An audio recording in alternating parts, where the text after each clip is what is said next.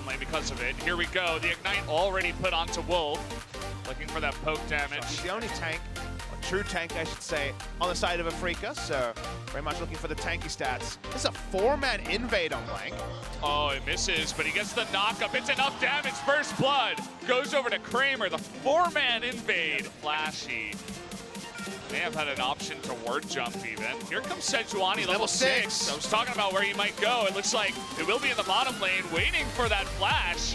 But in fact, SKT starting off the Ocean Drake. Well, they may go for Kuro here. He hops in, but that's way too aggressive as he gets knocked up against the wall. Kuro going alone, overestimating Zoe's ability, does get taken out. Tried to fully rely on the portal jump, but it's not enough to get him away from a line skill shot initiation. Still SKT, because they've taken a lot of damage. Blank has to the aggro, and then Afrika walk up. Decides to go back in. They get double knocked up here. Wolf forced into the stopwatch. Afrika not looking for more though. SKT trying to come in. Emperor's Divide to push everybody back into the fight. They want to go for this, but Faker taking the damage on the backside. They're going to trade 1 for 1. Spirit now getting low. The Dragon will go down to the Xayah. Of all in people. Fact. Yeah, minutes. Stays alive. This was a bit of a messy one. So walk us through it, Papa. So 4v5, that's why they go for engage. And they engage from 2 fronts at the same time. Goodbye, Jax. He'd been tanking up the Drake.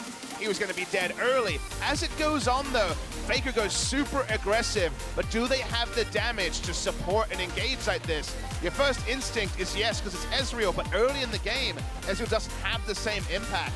So from there, it ends up being a crapshoot on who gets the Drake of all people. Some auto attack coming through. See pings onto Riptide and also to try and catch Zion Rakan. They want Rakan here. The counter-strike misses. He's trying to get out, but the Emperor's Divide, he just blasts the wall and gets away. Thunderstorm coming in. He could output a lot of damage, but he's getting very low. Or a Rift Herald. Remember, they were so frustrated in Game 1 trying to take a Rift Herald. We're going to see the replay here. Ult used onto Kramer, so he's out of the fight at the start, but quickness and flash gets him out. Kramer's able to disengage with the ultimate from there. Featherstorm gets them both out, so happy times. Tara trying to bait something. That was a big burst on Faker off screen. Doran's plates and does not have Klepto. Love to get a look at the golds here, but we have Spirit getting engaged upon. Thinking about a counter engage, but then Ornn comes from the side. Nice little dodge. Best one is another threat.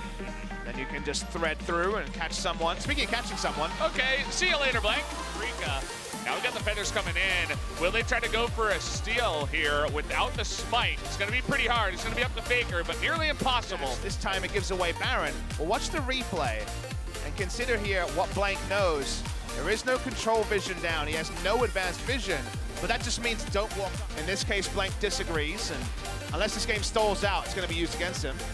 They want to get onto Tushin here, even the Ornn ultimate from downtown, but not going to happen. Ooh, that trouble bubble, though. It's a fed Xayah, or AD carry. Definitely some armor would be nice. But now let's talk about Tara, who is going to try to get out of here. But unfortunately, you got a Camille on your ass, and you will go down 4v1. There's no Baron to take, no objective for SKT. Perhaps he didn't know it was 4. Maybe he thought it was 2, and then saw the Camille. Trouble bubble lands onto Azir, and they're trying to make a play onto Keen, who just flashes away.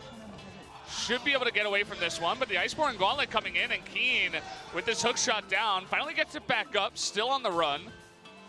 Flash Mystic shot misses. No threat onto Kramer. Everything up. Flash, heal, and try another ult. They do get a 3-man knockup. Rather, Kramer knocks himself up.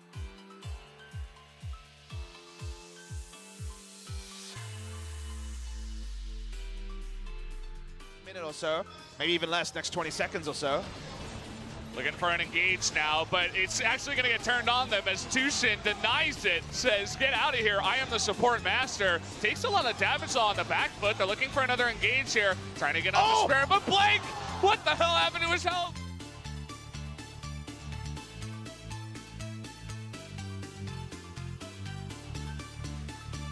They desperately would love some armor or an Elder Dragon, but they can't have that. They'll be hoping that 8.2 brings a lot of change, but I've watched some NA and EU, it doesn't.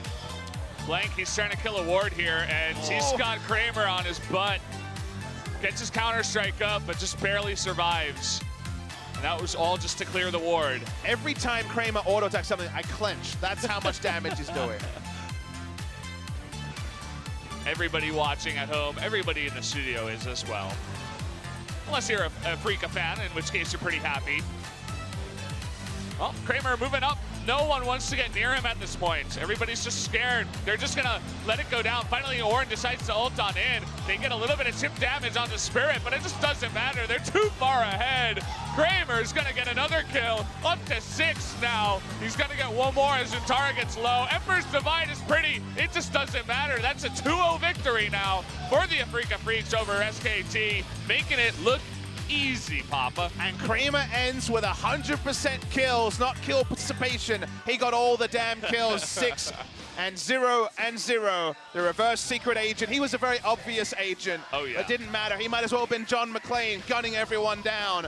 Afrika Freaks beat SKT 2-0 to condemn SK Telecom T1 to their longest ever losing streak. And Valdez, consider that they've tried everything. Short of Blossom playing, they've had Wolf in the jungle. They tried their experienced lineup. The experience didn't matter. They were very handedly beat by the Afrika Freaks. They've got no more emergencies left. Even the pie in the sky that I keep saying, what about Bengi coming into the lineup? Can't happen till the second round robin when they could register him as a player and not a coach. And that already seems like a grasp. I've got no advice on how SK Telecom T1 can address this losing streak. They need to find a new approach to League of Legends. None of their ones from 2013 to 2017 work.